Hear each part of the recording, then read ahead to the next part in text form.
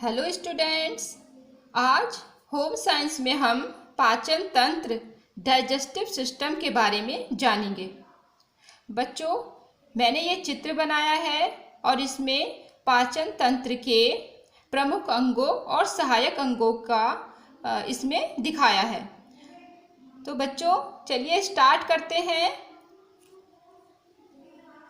जब भोजन हम ग्रहण करते हैं तो सबसे पहले हम मुख में भोजन को डालते हैं। तो ये मुख गुहा है, इसमें जीभ और दांत पाए जाते हैं। जीभ पेशियों से बनी होती है, इसका काम है भोजन को निगलने में सहायता करना। मुख गुहा में ऊपर और नीचे जबड़े होते हैं और उनमें दांत पाए जाते हैं और दांतों का काम है भोजन को काटना, चबाना, पीस कर उसकी लुगदी तैयार करना। जैसे ही भोजन मुख में आता है तो लार ग्रंथियों से, यहाँ पे ये लार ग्रंथियां हैं, लार ग्रंथियों से लार निकलने लगता है। इस लार में टाइलिन और लाइसोजाइम नामक एंजाइम पाए जाते हैं। जो टाइलिन है तो वो कार्बोहाइड्रेट पर क्रिया करता है और जो लाइसोजाइम है वो जीवाणुओं को नष्ट करने का काम करता है। बच्चों, मुख गुहा के बाद अब हमने भोजन तो ग्रहण कर लिया और दांतों ने भी इसको चबा दिया और टाइलिन इसमें मिल गया है। तो अब इसके बाद जो भोजन जाएगा तो वो जाएगा ग्रसनी में। ये एक कीपनुमा संरचना होती है और ये भोजन इसमें मुख के बाद चला जाता है। जो ग्रसनी है वो ही आगे हमारी ग्रास नली बन जाती है। लंबी जो नली का है वो ग्रास नली है। तो इसमें भोजन का पाचन नहीं होता, इसमें भोजन का कोई पाचन नहीं होता। और अब जो भोजन है वो ग्रास नली से होते हुए हमारा जाएगा आमाशय में। बच्चों, आप सोच रहे होंगे कि ये ग्रास क्या है। तो जो ग्रास शब्द है तो उसका मतलब होता है निवाला या कौर, यानी जो हम निगल रहे हैं, खा रहे हैं, तो उसको हम निवाला कहते हैं। और इसी ग्रास से ग्रसनी और ग्रास नली बना है। जो ग्रसनी है तो आप देखेंगे उसके पास एक जो श्वास नली होती है, श्वास नली के पीछे होता है ग्रास नली। तो इन दोनों का जो एक ही जगह पे जा रही होती हैं ये, लेकिन इनके बीच में एक कंठ द्वार होता है। जब हम भोजन करते हैं तो जब ये निगलते हैं भोजन को तो ये कंठ द्वार यहाँ से बंद हो जाता है और हमारी श्वास नली, श्वास लेना थोड़ी देर के लिए बंद हो जाता है, लेकिन वो हमें पता नहीं चलता क्योंकि वो बहुत जल्दी होता है। अगर ऐसा ना हो तो बच्चों हमारे जो श्वास नली में भोजन जा सकता है। बच्चों, यदि खाना खाते समय थोड़ा सा भी जो खाना है थोड़ा सा भी कौर हमारी श्वास नली में चला जाए तो हमें क्या आ जाएगा, एकदम खांसी आ जाती है, ठसका लग जाता है, जिससे तुरंत जो श्वसन नली है उसके अंदर से वो बाहर निकल जाता है। इसलिए हमें कोई नुकसान नहीं हो पाता। कभी कभी बहुत देर तक भी धक्का लगता है, खांसी आती है और सांस लेने में भी दिक्कत बनती है।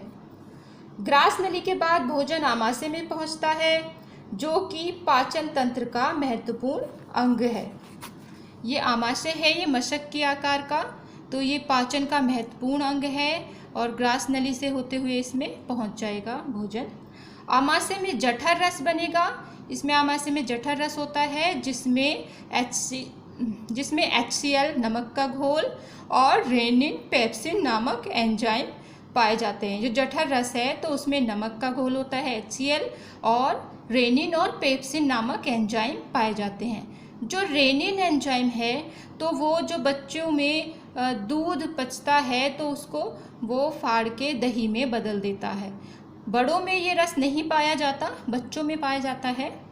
जो पेप्सिन है तो वो प्रोटीन पे क्रिया करता है और प्रोटीन को पेप्टोन में बदल देता है।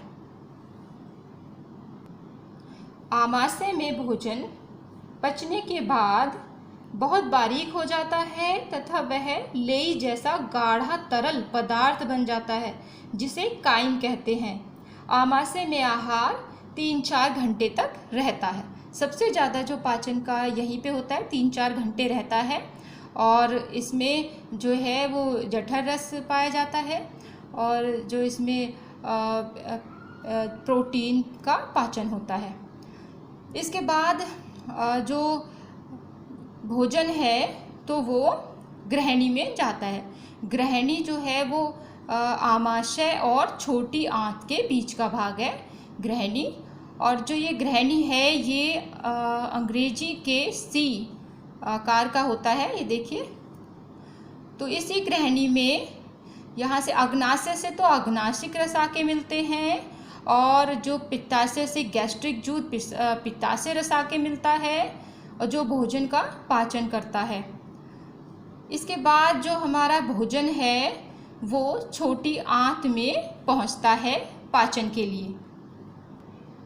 बच्चों, छोटी आंत की लंबाई 5 मीटर होती है। ये जो बड़ी आंत कहते हैं उसको, तो उससे बहुत लंबी होती है। ये छोटी आंत इसका नाम ही है, लेकिन ये 5 से लेकर 6 मीटर तक लंबी होती है। छोटी आंत में भीतरी सतह पर छोटे छोटे अंगुली के आकार के उभार आंत की गुहा में लटके रहते हैं, जिन्हें रसांकुर कहते हैं। यानी जो छोटी आंत है तो इसमें अंदर की तरफ ये बिली कहते हैं इनको, रसांकुर वो पाए जाते हैं, क्योंकि वही जो है वो रस का अवशोषण करते हैं।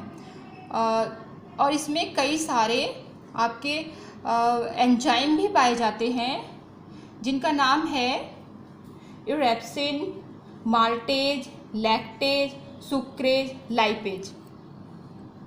तो ये जो है इरेप्सिन तो भोजन की जो प्रोटीन बच जाती है तो उसका पाचन करता है।